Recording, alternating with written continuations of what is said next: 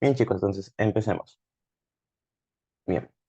Entonces, chicos, para ir arrancando más o menos, vamos a hablar básicamente ciertos conceptos claves. Va a ser una especie de banqueo y vamos a empezar en desorden, ¿ya? Básicamente. No vamos a empezar en un orden concreto, porque como es un repaso, básicamente quiero que hablemos básicamente todos los temas. Bien. Entonces, ¿me prende mi cámara? Ok, ahí está. Bien, chicos. A ver. La dinámica va a ser la siguiente. A ver, si pueden, van poniendo la respuesta en el chat, chévere. Eh, y yo les voy como comentando la pregunta, voy comentando mientras ustedes van poniendo la respuesta en el chat, la que crean ustedes, no pueden poner A, B, algunas preguntas son verdadero o falso, otras son de varias opciones múltiples, y bueno, algunas son más que nada para reconocer, así que si pueden ir poniendo en el chat la respuesta, pues genial, ¿no?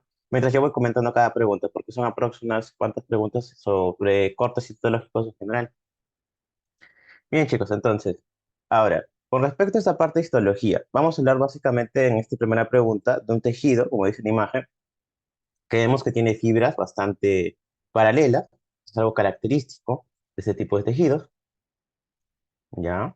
Vemos estas fibras paralelas, son gruesas, ¿ok? Es importante tenerlo en cuenta. Además de eso, vamos a ver acá células que tienen una forma fusiforme y otras unas células un poco más redondeadas, ¿no? Un poquito más redondas en general. Son un poquito más anchas, se podría catalogarlo así, y otras que son más alargadas, ¿no? Que se ve bastante más prominente. Pero otras vemos con un núcleo mucho más grande, ¿no? Está acá, sobre todo. Ok, te dice que son fibras de colágeno gruesas, sí, probablemente sean fibras de colágeno.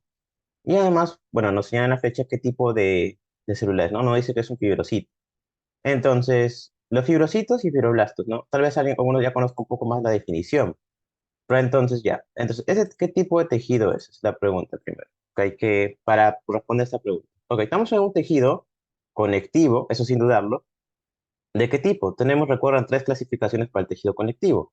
El tejido conectivo se va a dividir en embrionario, ok, un tejido embrionario. Luego del tejido embrionario vamos a tener un tejido propiamente dicho, o sea, el tejido conectivo propiamente dicho, ¿está bien? Y luego del tejido propiamente dicho tenemos el tejido conectivo especializado o especial. Cualquiera de los dos es correcto, ¿ok? Es un tejido conectivo especializado. ¿Ok? ¿Qué tipo de tejido es este? Según la clasificación de muchos libros, usualmente esta clasificación sigue siendo vigente. ¿Ok? Entonces, este probablemente, por la densidad que tienen las fibras, por lo grueso, es un tejido conectivo, propiamente dicho, de tipo denso. Ahora, las fibras cuando están dispuestas de maneras paralelas, como está acá en la imagen, bien paralelas, ¿no? Unas a otras, entonces significa que es un tipo de tejido denso, tal vez lo conocen como regular o modelado. Cualquiera de los es correcto. Modelado porque sigue como que un modelo, ¿no? Un orden paralelo. O regular porque sus fibras son regulares y siguen un patrón de paralelismo. Básicamente es eso. Entonces, ambos son sinónimos, como lo conozcan en su país o acá en Perú, porque hay varios tipos de libros que le dan diferentes nombres. Entonces se llama regular o modelado. ¿Está bien? Y el fibrocito suele tener un núcleo más prominente, más grueso y una forma más gruesa en comparación a un fibroblasto, que fibroblasto usualmente son delgados, como están acá. Son células más delgadas, más alargadas, que básicamente son las que producen este tipo de colágeno, estas fibras de colágeno, usualmente, ¿no? No son las únicas células. Actualmente se conoce que el fibroblasto no es la única célula que fabrica colágeno, hay más células. ¿Está bien? Por eso esta pregunta de aquí es verdadera. ¿Sí? ¿Está bien? Ok, chicos, así. Vamos a ir recordando ciertos conceptos, poco a poco. Bien. Algunos tal vez confundan ese tipo de imagen con otro tipo de tejido conectivo. ¿Ok? Vamos a hablar acerca de eso. Bien. Aquí vemos un corte más, a menor aumento, acerca de lo que es un tendón o un ligamento. Parece más un tendón en general. Y este tendón usualmente, bueno, va a tener bastantes células, que en general son fibroblastos y fibrocitos, ¿no? Aunque hay más fibroblastos, obviamente, porque tienen que producir. Recuerden que fibrocito, al ser el término cito, es una célula madura que no tiene mucha actividad. De cada fibroblasto es una célula inmadura, a ser un blasto, tiene una función más activa en comparación. Entonces, a uno se le dice célula activa y a otro reactiva. Es lo diferente. Bien, entonces las fibras son paralelas y son gruesas. Y a veces en algunos cortes no se nota tanto, a menor aumento, esas fibras.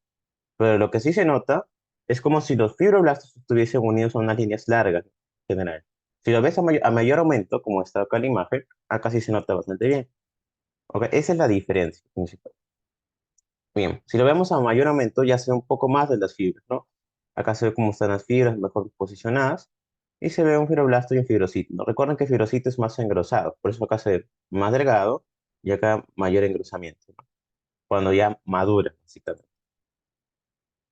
¿Ok? ¿Con qué tejido lo podrían confundir? Usualmente lo confunden con otro tipo de tejido conectivo, que también es propiamente dicho. ¿Ok? Se refiere al tejido conectivo elástico, porque si lo ven, tiene algo de similitud. Ahora, ¿dónde encontramos cada uno? Es la pregunta. Lo que vimos en antes es un tendón. Es característico ver que un tendón tiene una matriz extracelular bastante notoria, porque es bastante rosado. Esta matriz extracelular que vemos acá bastante rosada, bastante prominente, no la vamos a observar en un tejido conectivo elástico del todo. Acá en el tejido conectivo elástico, que se encuentra sobre todo en arterias, ¿no? En la capa muscular, esos tipos de arterias que son las arterias elásticas, conocen tal vez algunos un poco más. Por ejemplo, aquí tenemos un corte de una aorta, ¿no? Donde se ve un poco mejor esta disposición de las fibras, tanto musculares como de las tejidas elásticas, ¿no? Ojo, acá se ven más fibras musculares, ojo. Las fibras elásticas se ven adentro, básicamente, adentro. Y incluso acá ni siquiera se logra apreciar del todo, están por adentro, básicamente. Entonces, se aprecia más con otro tipo de coloraciones. Por ejemplo, un HIE no te aprecia del todo una fibra elástica en general.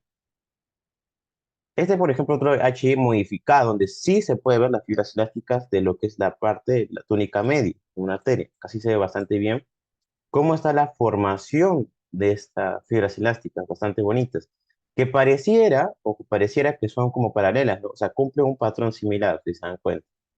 Pero no podemos llamar algo paralelo porque en general algo paralelo se refiere cuando es una línea recta. Entonces, estos no cumplen la división, es una línea recta. ¿Está bien? Y al no cumplir esa línea recta, no se puede hablar de paralelismo en general. Entonces, estas fibras sí cumplen ciertos patrones en general, pero no son fibras paralelas. Ojo, ¿eh? Y recuerden que también la elastina es producida por los fibroblastos. Ojo, porque recuerden que tenemos dos fibras importantes en el tejido conectivo, que son las fibras colágenas y las fibras elásticas. Recuerden que ambas son producidas por el fibroblasto. Por eso vamos a encontrar en ambos tejidos fibroblastos y fibrocitos. Eso sí vamos a encontrar en común, que hay fibroblastos y fibrocitos, sin dudarlo. También hay tejido muscular que vimos en antes, hace dos cortes, pero lo que vamos a ver es esos dos, ¿no? En común. Ahora, la elastina se tiñe mejor con una coloración de Berthold, una coloración muy bonita, o con sales de plata, como lo conocen ustedes, o tal vez la coloración de argéntica. Entonces, cualquiera de esos tres nombres es correcto para ese tipo de coloración. Donde sí vamos a apreciar un color más vistoso, un color más marrón en comparación al tejido normal y lo rodea a estas fibras elásticas. Acá se ve mucho mejor su forma. ¿Ok, chicos? Bien, entonces, eso es para arrancar la primera pregunta. Ahora vamos con otro. Vamos a hablar de tejido sanguíneo. Ahora, ¿qué nos importa el tejido sanguíneo? Es otro tejido conectivo, ustedes saben muy bien, pero es un tejido conectivo especializado. Algunos autores lo definen de muchas maneras, este tejido conectivo especializado. Lo pueden denominar tanto un tejido viscoso, suele ser tejido viscoso, en general.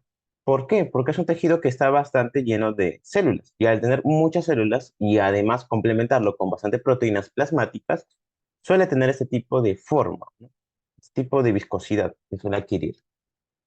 Ahora, ¿qué nos importa esta imagen? Reconocer que estamos viendo. Hay muchas células que vamos a ver el día de hoy, pero no vamos a entrar en esto sobre. Entonces, pueden ir poniendo qué tipo de célula es, cómo la denomina, qué características tiene su núcleo. Lo pueden poner en el chat, no hay problema. Igual yo voy comentando, ¿no? Si alguien tiene alguna duda o pregunta, no duden en levantar su manito o escribir en el chat. ¿Está bien?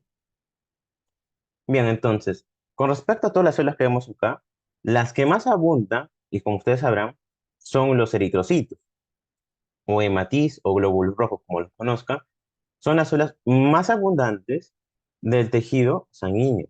En general, están casi todo el tejido sanguíneo. Ahora, ¿qué más abunda en el tejido sanguíneo? Los famosos leucocitos. Acá tenemos uno, un leucocito o glóbulo blanco. Entonces, estas células se caracterizan por tener núcleo. En cambio, los eritrocitos son anucleados, sin núcleo. ¿Está bien? Acá sí hay un núcleo que está bastante prominente. ¿Qué es todo esto acá? Todo esto es un núcleo de este leucocito. Todo esto que voy a pintar en naranja. ¿Está bien? Es un núcleo bastante prominente que se ve ahí. Tiene lóbulos, ojo. No son varios núcleos, por si acaso. Algunos tal vez pensarán que son cuatro núcleos porque parecían como cuatro partecitas. En realidad no son cuatro núcleos, son lóbulos. Por eso le dice que ese tipo de leucocito tiene multilóbulos, ¿no? Son multilobulados, se le dice. O tetralobulado por tener cuatro, también se lo puede denominar así. Entonces, ahí vemos la diferencia y la comparación entre uno y otro. Ahora bien, ¿qué tipo de tejido es este en general? Sanguíneo, como les iba diciendo, ¿no? Y los eritrocitos, bueno, serían las células anucleadas totalmente, ¿no? Ahora, lo señalado por la flecha es un tipo de leucocito. ¿Cómo se llama este leucocito? Se llama neutrófilo. Usualmente los neutrófilos o los polimorfos nucleares, mayormente se conocen como neutrófilos, van a ser en general los que tengan este tipo de núcleo tetralobulado, en general, un núcleo único que está unido por puentes de cromatina. No es la única célula sanguínea que se une por puentes de cromatina. Hay más células que tienen la unión por puentes de cromatina. ¿Está bien? Y ese núcleo es bastante característico de neutrófilo. ¿Está bien? Este es un tipo de neutrófilo maduro, cuando ya vemos que se está dividiendo su núcleo en varios lóbulos.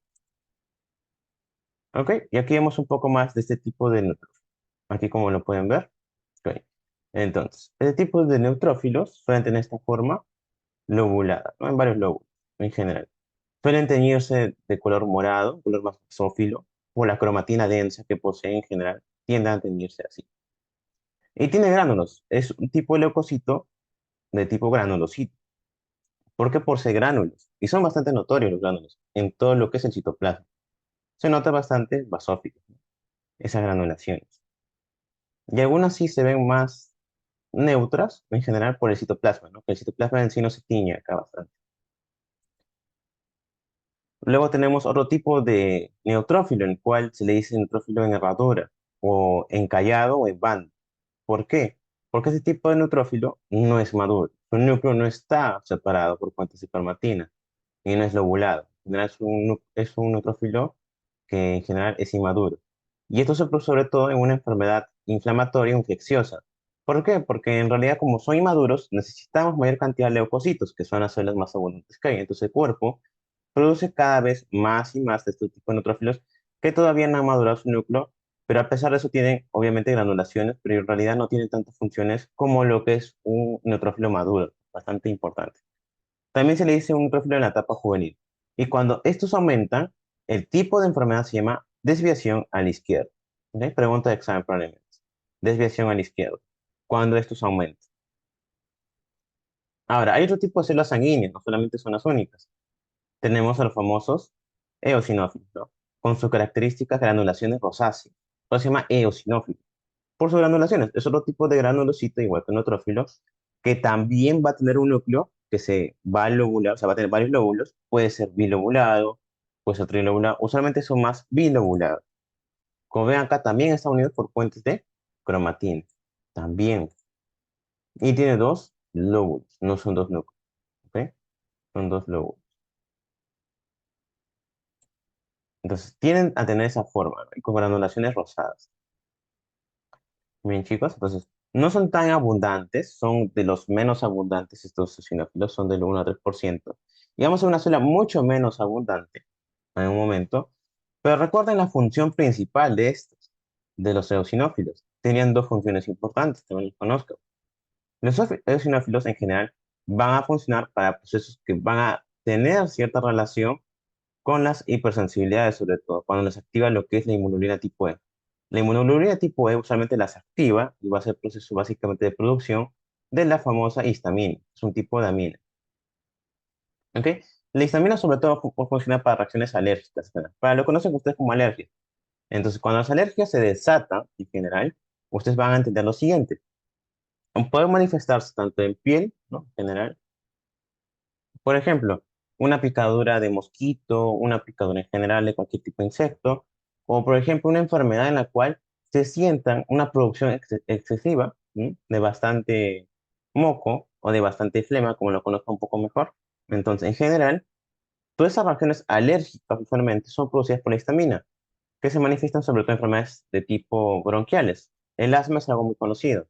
¿Cómo se llama en general todo esto? Se llama hipersensibilidad tipo 1. En la parte de fisiología lo conocen tal vez como así. Pero en general, el eosinófilo participa en estos procesos de hipersensibilidad tipo 1. Ahora, ¿cuál es la otra función que hace el eosinófilo? También combate básicamente parásitos, ¿no? Cuando estos están elevados van a tener una función antiparasitaria. Son antiparasitarios. En general tienen esa función. Otra función que tiene es producir un tipo de elemento que está dentro de sus granulaciones, que es la famosa heparina. Que como saben, la heparina básicamente es un anticoagulante. Y el eosinófilo lo llega a producir. Ahora, eso es lo más importante con respecto al eosinófilo. Hay otra célula que contrasta con esta, va a contrastar bastante, que es el basófilo, que es otro tipo de célula azulada, que es todo lo contrario. El otro llamamos eosinófilo, que es rosado, es más azulada. Y acá sus granulaciones hacen que ni siquiera se pueda ver el núcleo. Como se dan cuenta, acá no puedo diferenciar un núcleo. ¿Por qué? Porque las granulaciones lo tapan tanto que ni siquiera el núcleo se puede diferenciar del todo. Pero el núcleo también puede estar lobulado, o puede estar trilobulado o bilobulado. ¿Está bien? Solo que ni siquiera se puede distinguir por las granulaciones. ¿Y cómo son las granulaciones? Son basófilas, ¿no? Son azuladas, en general. Bien azuladas que ni siquiera se puede ver el núcleo y son densas. En general son bien densas. Puedes ver algunas granulaciones más azules que otras. Por ejemplo, que una es bien azul, otras están un poco menos azul y otras están un poco más, y así, porque son bastante densas la gran mayoría. ¿Ok? Es la diferencia con respecto al otro. ¿Ya? Eso les van a preguntar. ¿Está bien? Ahora, como bien sabrán, hay otro tipo de célula que contrasta también, que es el monocito en general. ¿No? En general, este tipo de células van a ser las que van a tener ciertas funciones, ¿no? En este caso vemos un linfocito, ¿ya? El linfocito. Y los monocitos que vamos a hablar. El linfocito se caracteriza, ¿por qué? Porque el linfocito tiene un núcleo bastante prominente, bastante prominente. ¿Y qué nos importa de este tipo de células, en general de este tipo de linfocitos? Que al tener un núcleo prominente, bastante prominente, su citoplasma no va a notarse las granulaciones. Como no se notan las granulaciones, como los otros casos, ya no se llama un granulocito, sino lo contrario, son no granulocito o agranulocito. En general, su cromatina es homogénea, por eso no se distingue tanto el núcleo como si fuesen otro tipo de células. Acá el núcleo está bastante homogéneo y es bastante prominente. Y un citoplasma escaso. Esa es la característica de un linfocito. Tener un citoplasma escaso y un núcleo bastante prominente y redondo. Y son también de la más abundantes. Ahora, luego tenemos a los que son los monocitos, que tienen un núcleo arriñonado, se le menciona, arriñonado. ¿Ok? No se parece tanto al neutrófilo encallado en banda, porque este núcleo sí es arriñonado y suele tener esta forma, usualmente. ¿Está bien? Y su citoplasma también tiene granulaciones, solo que no se notan del todo, se ven unas que otras. Y al no notarse tantas sus granulaciones como los anteriores, tampoco se le va a denominar granulocito, pero sí las posee, sí posee granulaciones. Ojo, ¿ah? Solo que no se notan tanto y al no notarse tanto sus granulaciones, tiende a llamarse agranulocito, como si no tuviese granulaciones en la coloración, pero sí los tiene. Sí tiene gránulos porque al ser un monocito, recuerden que es un macrófago sanguíneo. Entonces, al ser un macrófago sanguíneo, tiene lisosomas prominentes, tiene granulaciones que deben funcionar con enzimas, obviamente, para destruir patógenos en general. Ahora, ¿qué otras células pueden estar aquí? Ya hablamos de los hematíes o eritrocitos en antes. Otro tipo de células que pueden estar son las plaquetas, ¿no? Por ejemplo, acá vemos unas plaquetas que se están adheriendo unas con otras, tal vez formando algún tipo de tampón plaquetario, o tal vez separándose, ¿no? Un proceso de fibrinólisis. Entonces, ahí vemos cómo se está juntando varias plaquetitas. Ahora, vamos a hablar un poco más de tejido epitelial en general. ¿Qué es este tipo de tejido? Vamos a ir comentando. Bien, entonces tenemos tejidos en general epiteliales, bastantes. Hay que mencionar lo siguiente.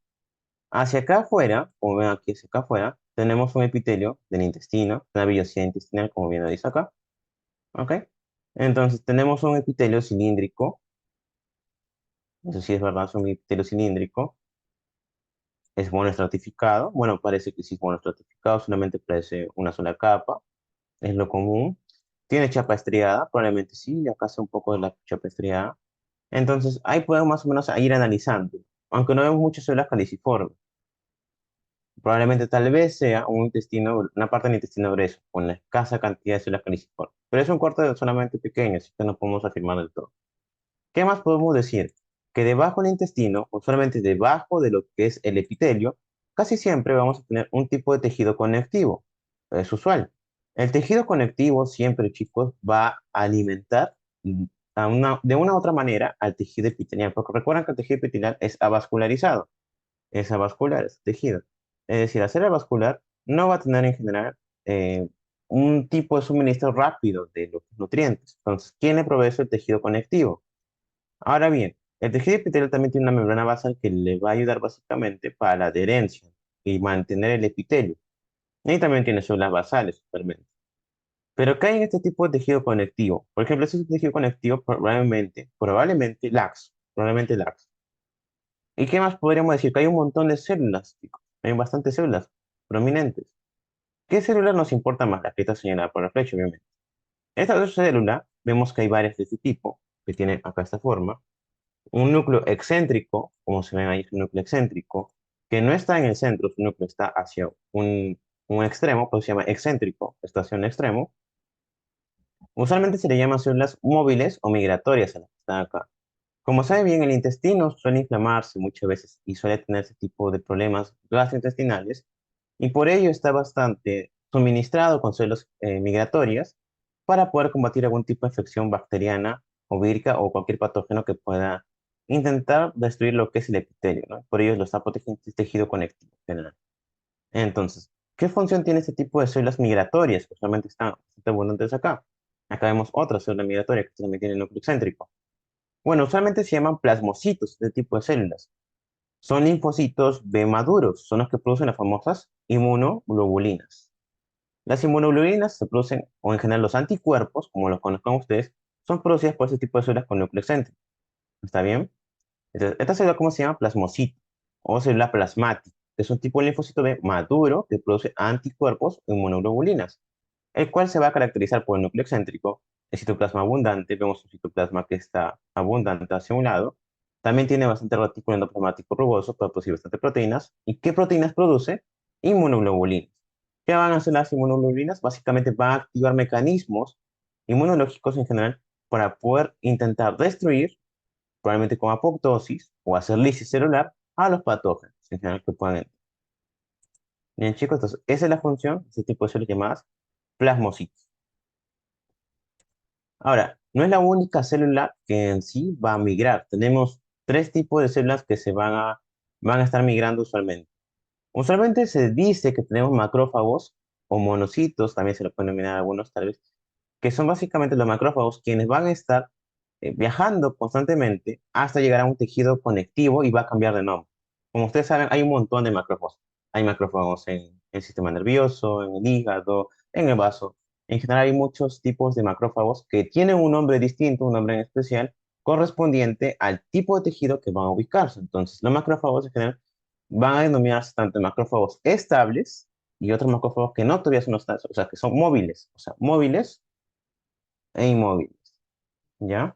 Cuando son inmóviles es porque ya se especializaron en un tejido, cuando son móviles que todavía se van a estar trasladando. Y los plomocitos, bueno, ya lo mencionamos hace un momento, son ese tipo de células con núcleo excéntrico, bastante prominente. Y los macrófagos tienen un núcleo, usualmente es disperso, la cromatina, por eso se ve, ni siquiera se nota también el núcleo, pues es un núcleo más disperso. Y luego está la célula gigante de cuerpo extraño, que usualmente la célula gigante de cuerpo extraño se encuentra en lo que es la tuberculosis. ¿No está bien, chicos? Se encuentra en lo que es la tuberculosis, formando el famoso granuloma. Aquí estamos en general en un granuloma inflamatorio, característico de la enfermedad de tuberculosis. ¿Está bien? Aquí vemos una célula de cuerpo extraño que también se llama tipo LAN, que forma por células migratorias, que exactamente qué tipo de células, usualmente los macrófagos son las que van a formar este tipo de células gigantes, multinucleadas. Como ven, hay un montón de núcleos, y parecen núcleos de macrófago porque están con la cromatina dispersa. ¿Está bien?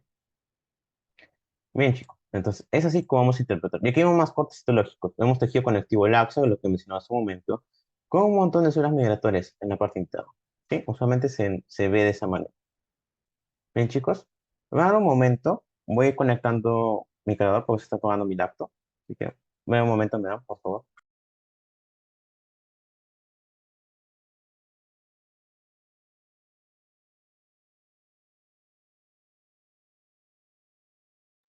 Ok, chicos, listo.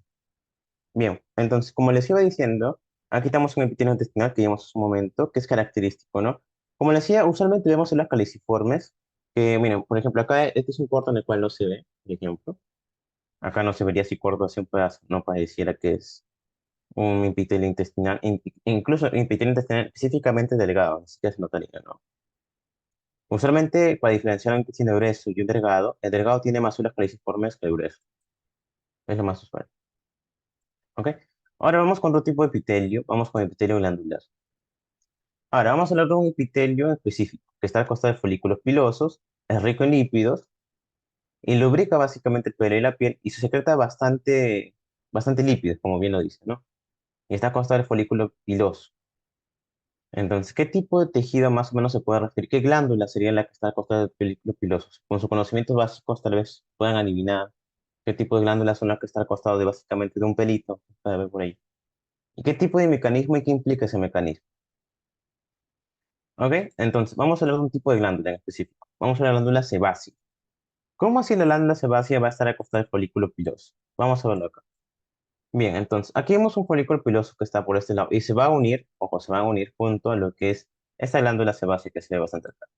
Y la glándula sebácea usualmente se ve así, se ve bastante recubierta, ¿no? Con un epitelio plano, ¿no? Se ve bastante recubierta y con glándulas, en general, epitelio glandular en todo su interior, ¿no? Se ve bastante bonito ahí. Entonces, este tipo de epitelio tiende a ser un epitelio que fabrica, como tal su nombre lo dice, glandular, va a fabricar un producto de secreción. Y usualmente cuando acompaña el folículo piloso son glándulas que van a, esa sustancia de excreción, esa sustancia que van a producir, van a llevarla por un conducto excretor, acá se ve bastante mejor, en esta parte acá por donde viaja toda esta sustancia que va a producir. Y en este caso de las glándulas sebáceas, su nombre lo dice, va a producir famoso sebo. El sebo, como saben, va a formar lo que son los granos en general, ¿no? Los famosos granitos en general se forman, ¿no? Entonces, el sebo es un tipo de mecanismo de defensa para impedir que algún tipo de organismo pueda dañar básicamente el epitelio de superficie. Como bien decía, lubrica y mantiene básicamente con lípidos en la piel. Entonces, queremos básicamente ese tipo de lubricación. Por eso el cuero cabelludo se ve bastante grasoso. Tal vez en algún momento podido agarrar su pelo, ¿no? Y he podido apreciar el cuero cabelludo que es bastante grasoso. Y es debido a la glándula sebácea, ¿no? Que tiene ese tipo de lubricación. Son glándulas multicelulares, ¿por qué? Porque tienen un montón de células, tienen un montón de células glandulares que van a producir bastante tipos de esta sustancia, ¿no? Que es el sebo. ¿Y por qué se dice que es una glándula holocrina? Recuerden que el mecanismo holocrino, tenemos tres en general, pero el holocrino en específico, va a ser cuando se produce la apoptosis, la muerte celular programada. ¿Ok? Entonces, cuando se da apoptosis o muerte celular programada es cuando la célula va a morir y tanto la membrana, el núcleo, va básicamente a excretarse, ¿no? Entre comillas, se puede decir. Entonces, el núcleo en general y toda la célula van a salir por el conducto excretor, van a irse. Entonces, básicamente es muerte celular la que va a producir o apoptosis. Entonces, por eso se completa la siguiente manera. Es una glándula sebácea de tipo exocrina, está acompañada por folículo piloso para la lubricación tanto del pelo como la piel y su, bueno, mecanismo es endocrino y tiene la famosa apoptosis.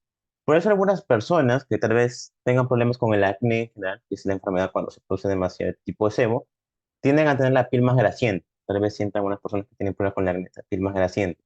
Y usualmente porque están activadas sobre todo este tipo de glándulas sebáceas. Por eso es bastante grasienta la piel usualmente.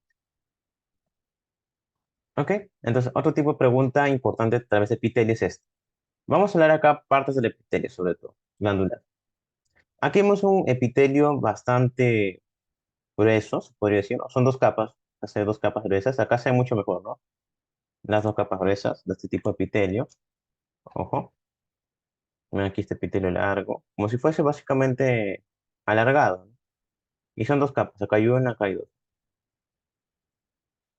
Ya. Cuando ves un epitelio, siempre le digo a los chicos que les ayude básicamente con la parte morfo 1. Usualmente los epitelios biestratificados, o sea, de dos capas, biestratificados de dos capas, suelen ser el conducto excretor. Casi siempre suelen ser el conducto excretor. Son muy pocas excepciones donde no son de conducto excretor. Muy pocas excepciones, casi siempre son eso. Porque cuando te hablan tejido glandular, ya ni dudes, probablemente sea el conducto excretor, sin dudar. Probablemente ya es. Canta, por ejemplo, te dicen que están en piel, ¿no? Estás en piel delgada, ya, estás en piel delgada. Y probablemente este sea un conducto excretor que va básicamente a sacar lo que está, ¿no? Básicamente por algún lado, por donde esté viajando, lo que es su sustancia, ¿no? Entonces, el conducto excretor va a permitir la salida de esta sustancia o este producto de secreción. Entonces, por esta zona del medio, donde se ve un poco de luz, por ahí está viajando la sustancia producida por las glándulas, en este caso, que van a ser probablemente sudoríparas, ¿no? O salivales, pueden ser.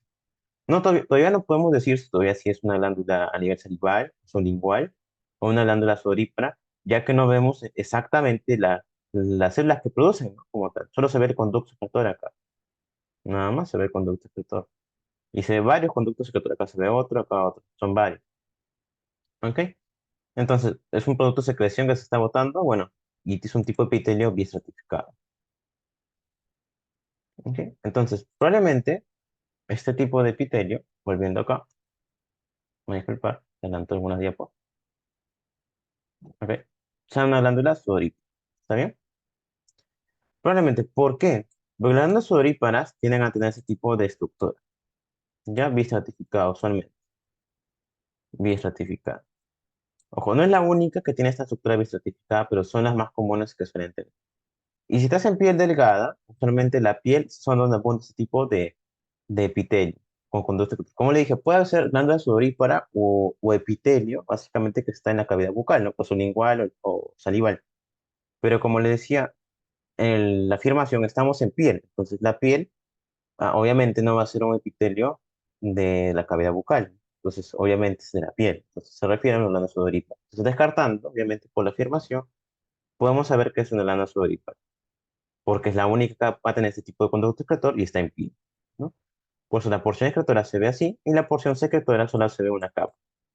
La porción secretora se ve así, una sola capa con el núcleo, usualmente es el núcleo basal, ¿ya? El núcleo usualmente es basal, es decir, está en la base del epitelio, ¿ya? Usualmente el núcleo es basal y son células con abundante citoplasma, la porción secretora, ¿muy bien? Acá es un poco tal vez mejor la porción secretora, acá también se ve bastante bien. Y los núcleos son usualmente basales, ¿ya? Creo que no se aprecia del todo la parte basal de los núcleos. Bien, acá se un poco mejor la parte de las partes sudoríparas. Bien, acá se un poco más de las células secretoras, bastante bonitas. Usualmente son más pálidas. Si algún día les toca un corte, van a ver que son más pálidas. Ya las células secretoras, porque al tener un contenido acá adentro, van a hacerse más pálidas, usualmente. En comparación con la porción excretora o conducto excretor, que va a ser un poco más basófilo. Realmente siendo más basófilo y mejor coloreado. Es la diferencia. ¿Ok? Bueno, vamos a la siguiente pregunta. Acá vamos a un poco de piel. Ya, por ejemplo, acá hay un epitelio básicamente que tiene bastante queratina por la parte prominente que vemos acá arriba, pero muy queratinizado. Va a tener estas papilas que se van a empezar a formar, como ven acá estas famosas papilas que se forman acá, las dérmicas, ¿ya? Y estas son las famosas crestas, las que van para abajo, como las crestas dérmicas, ¿ya? Que van a ir hacia abajo. Van como a incrustarse, pareciera como una punta. Bien, entonces estamos en un epitelio de piel gruesa. Eso sin dudarlo por la queratina acá abundante que hay. La piel delgada suele tener solamente unas capas finas, finas de queratina, finas, bien finas. Ok, pero acá hay fibras bastante abundantes. Y al ser abundante, usualmente es piel gruesa. ¿En qué parte hay piel gruesa del cuerpo humano? Es importante decirlo. Usualmente está en el pie, en las plantas del pie. ¿Dónde más podemos encontrar? Pueden estar en las palmas de la mano, en la palma de la mano. ¿Sí? Son los lugares donde puede este tipo de epitelio grueso. Ya, eso es lo más común. Entonces, así lo puedes descartar rápidamente. Es un corte histológico que corresponde a palma de la mano, probablemente sea piel gruesa, palma de la mano. ¿Ok? Esófago no, porque el esófago no tiene queratina. Si algún día me pregunta qué tipo de epitelio es el esófago tiene un epitelio también que es ratificado, es plano, ya es un epitelio plano, es ratificado, pero no tiene queratina. Es lo diferente a lo que es la piel. El esófago es tal cual un epitelio de piel. Casi toda la cavidad bucal, en general, y toda la cavidad intestinal, tiende a cumplir casi siempre ese tipo de epitelio. Hasta cierto punto, obviamente, en el esófago es donde cabe este tipo de que estoy hablando, de parecido a la piel. Entonces, el epitelio del esófago es muy parecido a la piel, es muy, muy parecido. Vamos a darle otra vez un corte de esto. Pero la diferencia es que este tipo de epitelio es sin queratina, obviamente. La queratina no puede estar en el epitelio esofágico. Y luego está la piel delgada, que se descarta rápidamente porque la queratina es amplia. Entonces, solamente tenemos tres opciones hasta el momento. Entonces, ¿qué opciones podrían ser? Ahora, hay que ir descartando. Ahora bien, toda esta parte de acá es la epidermis, como se ve bastante bien. La epidermis que tiene varias capas. Y vamos a hablar luego de eso. Y luego está todo lo que es la dermis, que se ve bastante bien. La epidermis está formada por epitelio, como decía, sí, plano, estratificado, ¿ok? Es un epitelio compuesto, ¿no? Pues se llama estratificado, ¿ok? Y es plano porque sus células son planas en la superficie, con la superficie acá son planas, ¿ya? Eso es lo importante. Porque en la parte basal no son planas, son más redondeadas, como se acá. Se dan cuenta acá, son células más redondeadas acá en la parte de la cresta, ¿no? En cambio, en la superficie sí se ven planas, el epitelio de acá, pero se llama plano. ¿No? Eso sí es importante tenerlo en cuenta porque usualmente algunos dicen, pero en la parte basal acá veo células redondas, acá veo células un poco redondas y acá veo planas. Entonces, ¿cómo yo digo que es plano o no es plano? Siempre guíate por la superficie o cómo se nota el epitelio. Siempre se nombra de esa manera. ¿Ok? Pero también puedes especificarlo, también puedes especificar que la parte, el comienzo, la parte basal, tiene a tener células, bueno, más redondeadas en general. Entonces, ese tipo de epitelio en general va a tener por debajo tejido conectivo laxo, ¿ya? Solamente es lo común que tiene así. Y esta parte se llama dermis, exactamente dermis papilar se llama, la parte de acá abajo donde ¿está bien? Entonces, ¿qué decimos que sea? Probablemente sea dermis papilar, ¿ya? Y tejido conectivo laxo es lo que le forma, como iba diciendo. Y bueno, ¿qué fibras podemos encontrar en esta zona? Las de fibras de colágeno, que son las más abundantes. Eso sí o sí va a haber. También puede haber fibras de elastina, también puede haber. Pero las reticulares o las fibras elásticas, en comparación a las fibras de colágeno, son menos abundantes, ¿no? Las colágeno siempre van a ser muy abundantes. Bien, por eso esa es la respuesta.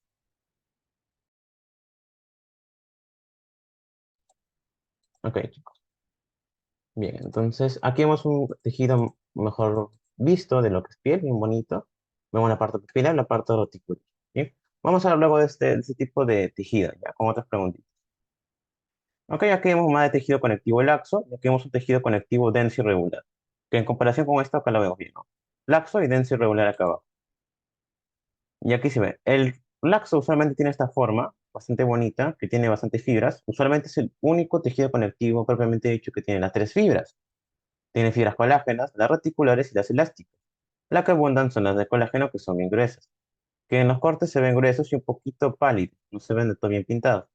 Las elásticas sí se pintan bien bonitos, pero son bien delgadas. Y las reticulares no se pintan del todo y son un poquito más gruesas que las elásticas, pero no tanto como las de colágeno. Ahora, las fibras de colágeno en el tejido conectivo denso y regular, que estamos en la dermis reticular, solo lo dice. Entonces tenemos acá fibras de colágeno, pero en esta ocasión no van a cumplir que tener la misma dirección. Al no cumplir que tienen la misma dirección, ya no se llama regular, se llama irregular o no modelado, también se le dice así. Tejido conectivo denso, irregular o no modelado, que también tiene fibroblastos y fibrocitos, sin dudarlo, pero tiene menos células al tener un colágeno más disperso, que no cumple una sola dirección. Aquí vemos otro tipo de tejido conectivo, ¿ok? Vamos a ver tejido conectivo embrionario. Sobre todo. Ya, este tipo de tejido conectivo embrionario es muy clásico. Estamos en cordón umbilical, ¿sí, chicos? Yo les voy más o menos ubicando. Y en el cordón umbilical usualmente vamos a encontrar ácido hialurónico, que es una sustancia muy abundante en la matriz extracelular, ya que recordemos que este es un tipo de GAG y es el GAG más importante, ¿no? Este glicosaminoglicano es el más importante. ¿Por qué? Porque es el más abundante y es el más grande. Pregunta de examen, ¿cuál es el GAG más gigante o más grande que hay y el más abundante? Y no solamente se produce dentro del núcleo, también se produce extracelularmente, o sea, fuera de la célula, en la misma matriz, sin necesidad de lo que es el retículo enzimático rugoso ni el Golgi. No necesita eso. El único que hace eso es el ácido hialurónico. ¿Está bien? No necesita pasar por todo ese proceso largo que tienen las proteínas hasta su síntesis. Se puede fabricar también fuera de la célula. ¿Ok? Tiene otro tipo de mecanismo de ensamblarse, diferente. Ahora, ¿dónde nos encontramos? Bueno, le decía hace un momento, cordón umbilical y probablemente sea un tejido mucoso mucoide, ¿no? Que está en cordón umbilical. Y aquí está, ¿no? Tejido mucoide, mucoso, propiamente tejido conectivo, embrionario. Recordemos que tejido embrionario son dos tipos, ¿no? El tejido embrionario podría ser tanto mucoide o el otro tipo de tejido, mesenquimal. ¿Y cómo diferenciamos cada uno? Bueno, es sencillo, ¿no? El mucoide no tiene tanta celularidad, tiene menos celularidad que el mesenquimal, ¿ok? El mesenquimal tiene abundante celularidad y tiene células mesenquimales, que son fosiformes, son alargadas, son células mesenquimales fosiformes. Y acá también hay células fosiformes, pero no se llaman mesenquimales, se llaman fibroblastos. Acá hay fibroblastos que también son fosiformes, ojo, ¿ah? Pero acá hay células mesenquimales, que también son fosiformes, solo que hay mayor cantidad. Y acá se ve bastante bonito esa diferencia. Se ve bastante que solamente hay fibroblastos, ¿no? En este caso fibrocitos se ve bastante, en esta zona. Y acá algunos fibroblastos más alargados, como acá se ven alargados. Vemos que ahí está la diferencia principal, ¿no? Con estos de acá. Entonces, un fibrocito y un fibroblasto se ve bastante la diferencia y son muy poco abundantes en comparación al tejido mesentérico. ¿Está bien? Y todo lo que es la matriz extracelular está formada por fibras de colágeno también, pero en este caso son fibras de colágeno delgadas. Eso es lo diferente a los demás tejidos conectivos. Todos los demás tejidos conectivos, tanto el especializado como el tejido propiamente dicho, tienen fibras de colágeno gruesas. ¿Ok? El tejido embrionar es el único que tiene fibras de colágeno delgadas. Es lo que lo diferencia de los otros tipos de tejidos conectivos que hay, ¿ya? Ya, el tejido mucoide tiene estas fibras delgadas. Y tiene abundante matriz extracelular, que sobre todo está formada por ácido hialurónico. ¿Ok? Entonces, si en algún momento has comprado o has visto en las tiendas ácido hialurónico, probablemente lo han conseguido de un cordón umbilical, porque es de ahí donde se consigue. Bien, aquí vemos otro tipo de tejido epitelial, que es el intestinal, ¿no? Que tiene este tipo de chapa estriada, bastante bonito. Tiene un montón de células caliciformes. Entonces, con esa afirmación descartamos rápidamente cuál puede ser. Es un epitelio simple, ¿no? Cilíndrico, porque es un solo estrato. Es como un estratificado simple, como quiere decir lo mismo. No es compuesto porque no tiene varios estratos. Tiene una membrana basal, tiene células caliciformes. Es un epitelio de intestino clásico, es un epitelio de intestino delgado probablemente, con su abundancia de células caliciformes. Bien, entonces un epitelio cilíndrico simple con células caliciformes. Cúbico no es, tampoco es escamoso por la forma. Polimórfico obviamente no, solamente está en lo que es el aparato urinario, su superficie, y polistratificado plano obviamente, no, porque solamente tiene un extremo. Ok, bastante sencilla creo que la pregunta. Ahora vamos con otro tipo de glanda. Vamos con una glanda sublingual, que también, como les decía, tiene este tipo de conducto excretor, que aquí está bonito, y aquí vemos su porción secretoria, ¿no? Bastante bien. Ok, esto es parecido, entre comillas, se puede decir algo de parecido a la glándula sudorípara, pues algunos se confunden. La glándula igual que puse bastante saliva, y glándula sudorípara, y que también su producto de secreción también es abundante en agua. Entonces, puedes confundirte un poco con respecto a la forma, pero cuando lo ves ya ves un poco la diferencia, ¿no? Que su conducto excretor tiende a tener esa forma también biestratificada, es un epitelio biestratificado cúbico también, pero su porción secretora no diferente. ¿Ok?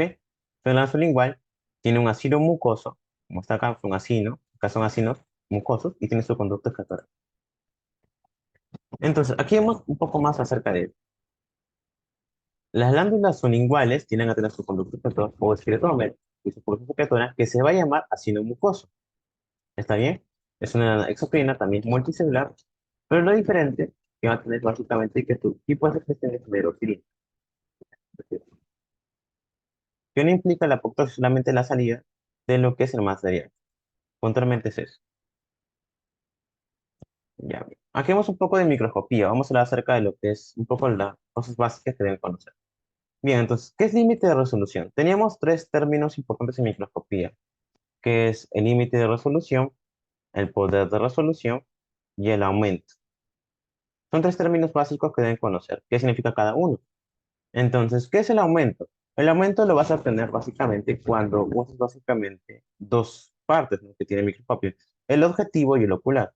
Entonces, el ocular y el objetivo. Lo multiplicas ambos y vas a tener tu aumento total. Es lo que obtienes al final. Es aumento. Es decir, cuánto vas a poder ampliar en lo que son las X, ¿no? Hay lo que es 10X y lo multiplicas porque lo puede tener el ocular, ¿no? Con el objetivo que son 10, entonces el otro puede tener 10 también, 100X, y al final ves el aumento total que es 100, ¿no? Solamente si multiplicamos. Ahora, ¿qué es el poder de resolución? Yo siempre lo digo, chicos, poder de resolución siempre piensa en puntos, en puntos. Es la distancia mínima entre dos puntos. Entonces, siempre cuando empieces la P de poder, pues imagínate dos puntos donde su distancia mínima es lo que puedes ver. Por ejemplo, yo les digo, chicos, ¿pueden ver la distancia entre esos dos puntos? Probablemente sí, ¿no? Pueden ver la distancia entre esos dos puntos. Pero si yo pongo un punto así y un punto así, ¿pueden ver la distancia entre esos dos puntos? Ya no, ¿no? Pero puse dos puntos, solo que están juntos. Porque ahí lo puse dos puntos, están juntos. No se nota la distancia. Pero sí hay dos puntos. ¿Y cómo puedes ver esos dos puntos a distancia? Con el poder de resolución.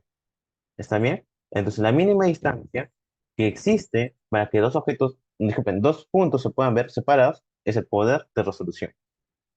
¿Ok? Pero ¿qué es el límite de resolución? Ahora no vamos a hablar de puntos, sino de objetos. Cuando vas a la distancia entre dos objetos, ¿ya? Que van a estar separados, tienes que ser capaz de ver estos objetos separados. Por ejemplo, si pongo un cuadrado y pongo otro cuadrado, por ejemplo, son como entre comillas dos objetos. Entonces, si pongo juntos a estos de acá, no lo voy a poner todos juntos, pero ahí puedes ver un poco la distancia, no se nota tanto, ¿no? Entonces, si ves un microscopio, sí se podría ver la distancia, ¿no? Entre esas dos de ahí. Entonces, más o menos eso se refiere con límite. Límite es una distancia con la capacidad máxima que puede ver dos objetos separados. ¿Está bien? Hay objetos que pueden estar tan juntos, que no se puede ver esa separación. Por ejemplo, imagínate dos bacterias que estén casi juntas que ni siquiera lo puedes percibir. A eso se refiere con objetos. En cambio, el punto se refiere a poder. Entonces, ahí vemos la diferencia. Si te hablas de puntos, descartas lo que es límite. No, límite no tiene nada que ver con puntos. Descartas rápidamente. Entonces, las tres primeras se excluyen rápidamente porque no tienen nada que ver con puntos. Ahora, el límite de resolución hay que analizarlo. Entonces, obviamente acá te das cuenta de una cosa. El ojo humano puede ver a nanómetros. Es imposible, ¿no? No puede ver nunca a nanómetros. Pues esto rápidamente se descarta. Nosotros vemos un poco más, un poco menos de un milímetro vemos. Un poco menos, no tanto. No tenemos tanto poder de ese límite de resolución para poder distinguir dos objetos. Imposible. Entonces, el microscopio sí nos permite ver esta distancia, ¿no? Obviamente. Por eso la clave acá es la E. Rápidamente se descarta, ¿no? Sabiendo un poco más de esos conceptos. Porque estos de acá se refiere a lo que es el poder de resolución. Estos de acá no tienen nada que ver. Este de acá se descarta porque obviamente los humanos no vean tanta distancia. Es imposible. Esta medida de acá no se puede ver, obviamente, porque es un nanómetro muy pequeño. Y la parte de micrómetro, obviamente sí, ¿no? Los microscopios de luz sí tienen esta capacidad de poder observar. Ya que sea un poco mejor, ¿no? Recuerden que el microscopio simple se dice al microscopio que es una lupa. Usualmente las lupas son microscopios simples que ven a micrómetros. Ahora, el de luz usualmente se le dice, ¿no? 0,2 micrómetros, ¿no? Que sí se puede observar usualmente en este tipo de aumentos, ¿no? Máximo, este límite que tiene acá. Bien, y así vamos a definir bien lo que es límite, poder y aumento. Ahora vamos otra vez a tejido conectivo. Vamos a otro tipo de tejido conectivo que también tiene esta forma, bastante bonito. Ok, este tipo de tejido conectivo tiene fibras que son irregulares, ya verán más o menos por dónde va el asunto. También es tejido conectivo porque está vascularizado. No puede decir que es epitelio porque, mira, hay un vaso sanguíneo gigante. Es imposible que pueda decir epitelio. Si no dice epitelio, obviamente no lo has visto también en la imagen, por el gran vaso sanguíneo que hay.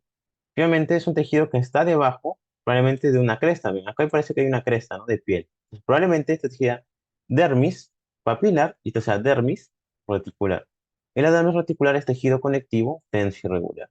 Y seguimos leyendo la afirmación. Tiene fibras de colágeno en gran cantidad, distribuidas en toda dirección, las que son sintetizadas por células migrantes del tejido conectivo. Ok.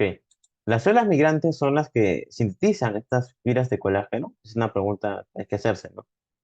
Usualmente las células migrantes no son las que sintetizan el tejido conectivo. ¿Quiénes son? El fibroblasto, los fibrocitos también puede ser, pero en menor cantidad. ¿Tiene poca celularidad? Sí. ¿Se encuentra, por ejemplo, en la piel? Sí. Pero las células migrantes no son las que sintetizan, ¿ok? Pues eso es falso. ¿Bien? Entonces, usualmente son los fibroblastos y fibrocitos que van a estar acá abajo, que son poquitos, pero son los que fabrican este tipo de fibras de colágeno dispersas. Aquí vemos otro tipo de tejido conectivo, que lo vimos en antes, ¿no? Que es bastante bonito en sales de plata. ¿Ok? Entonces, esto creo que rápidamente lo pueden escribir en el chat, tal vez lo sepa. Si no, yo lo voy comentando. Son básicamente tejido conectivo de fibras elásticas, ¿no, chicos? Las fibras elásticas que vimos en antes todavía. Acá se ve bastante bien este tipo de corte. Ahora, ¿qué tipo de colágeno tienen? tipo 3. Solamente son colágeno tipo 3 que te van a mencionar. Y ahora sí, chicos. Ahora bien, ¿qué tipo de tejido conectivo es este de acá? El que ven acá.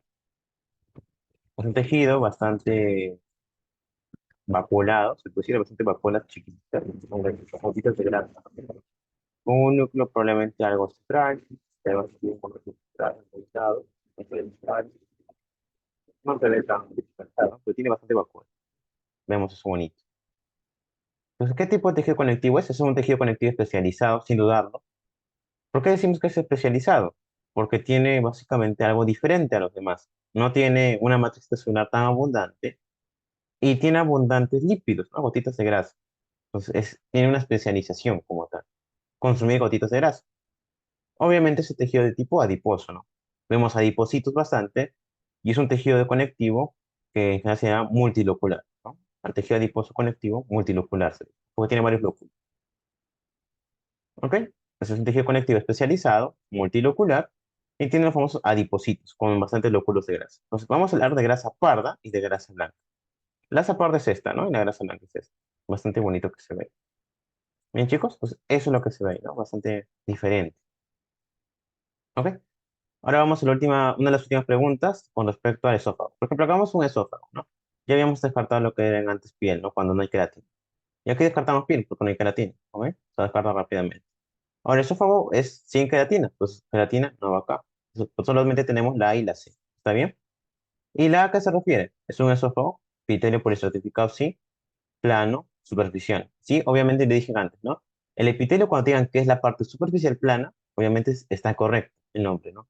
Pero si te dicen que la parte basal es plana, obviamente no. La parte basal del epitelio polistratificado usualmente estas células son redondas, son más redonditas. ¿Ya? Esa es la diferencia. ¿Ok?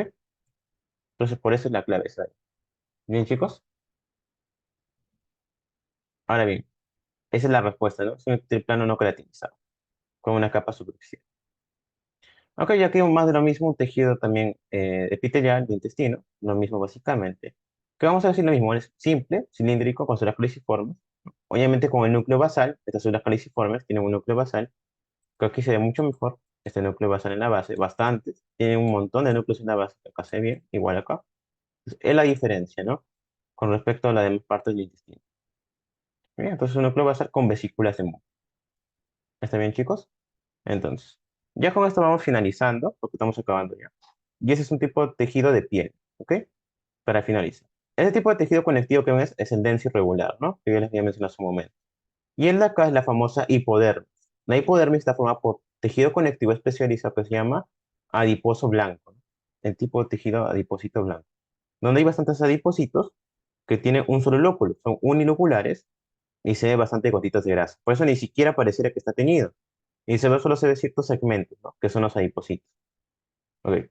Este tejido conectivo es denso irregular y el acá es el tipo de grasa blanca, ¿no? Donde está ese tipo de tejido adiposo que básicamente se lo tiene algunos. Ok. Y aquí vemos por último el tejido de vejiga, ¿no? Polimórfico. En el tejido polimórfico de vejiga vamos a ver con células en cúpula bastante prominentes y su característica es que tiene unas de 3 a 6 capas de lo que es este tipo de epitelio, ¿no? Bastante bonito. Y las células en paraguas, en cúpulas que se ven bastante bien. Oye, es característico esto de la vejiga, ¿no? Ya que vemos lo que es el músculo detrusor prominente, ¿no? Bastante lo que es este músculo prominente y muy vascularizado, obviamente, la parte del tejido conectivo. ¿Ok? Características importantes del tipo de tejido que es de transición o polimórfico, ¿ya?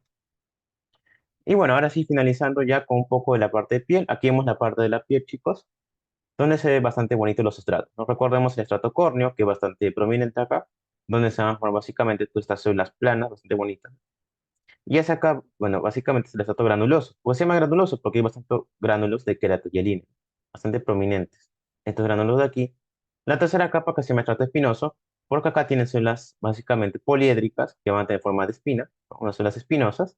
Y en la base, que son las crestas, básicamente, de lo que es la epidermis, donde está el estrato basal, propiamente se llama así, estrato basal. ¿Ok? Estas son las cuatro capas que tiene usualmente este tipo de tejido epidérmico. Listo, chicos, eso sería todo por hoy. Entonces, si ¿tiene alguna duda o pregunta? Me pasé con un poquito de la hora, pero igual espero que hayan podido tener todo este repasito rápido de la parte histológica. Bien, chicos, ahora sí los dejo. Cuídense mucho. No olviden seguirnos en nuestra página. Voy a darle pase a los chicos para que puedan continuar con la parte de lo que creo que el Cherry para la academia y también con la parte de los cuestionarios que tienen hoy día.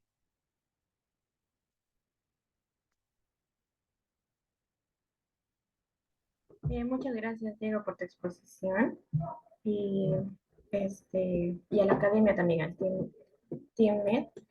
Y bueno, ahora vamos a pasar lo que es con la trivia. Voy a compartir el código del quiz.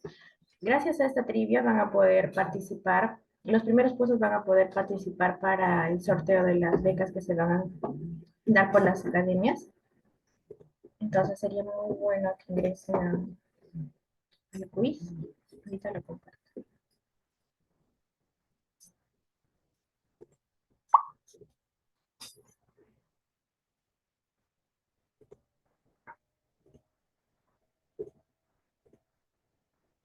Ya, ahí Harold también lo envió el código.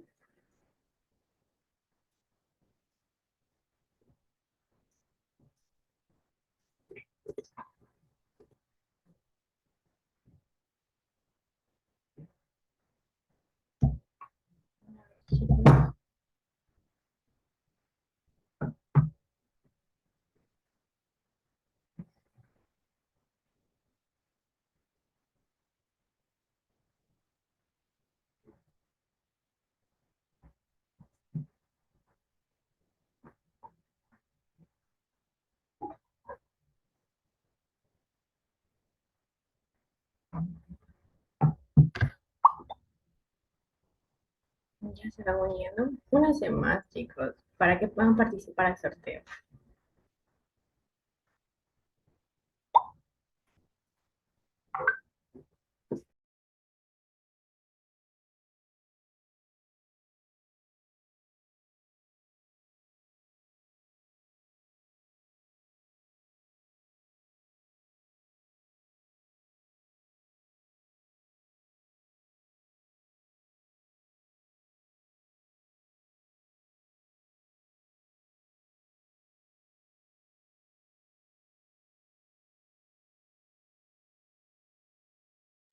Ya les pasé el código, bueno, el link para que puedan ingresar.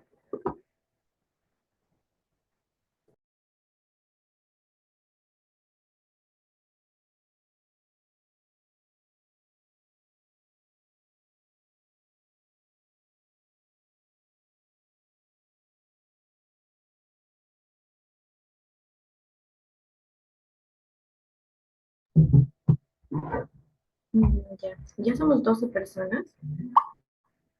Sí, vamos a esperar un poquito más.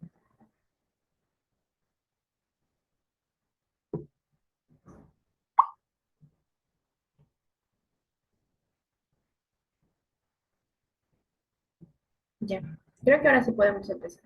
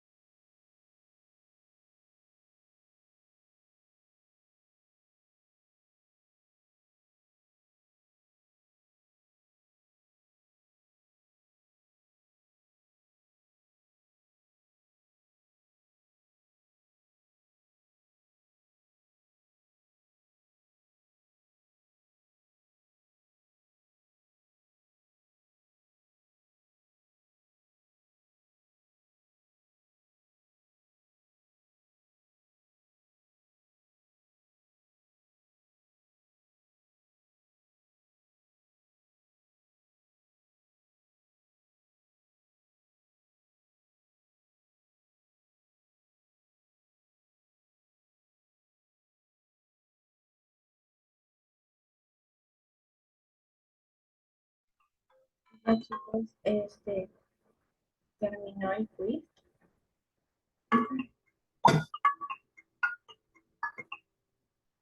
No, no, a las 15 lo ponemos para finalizar.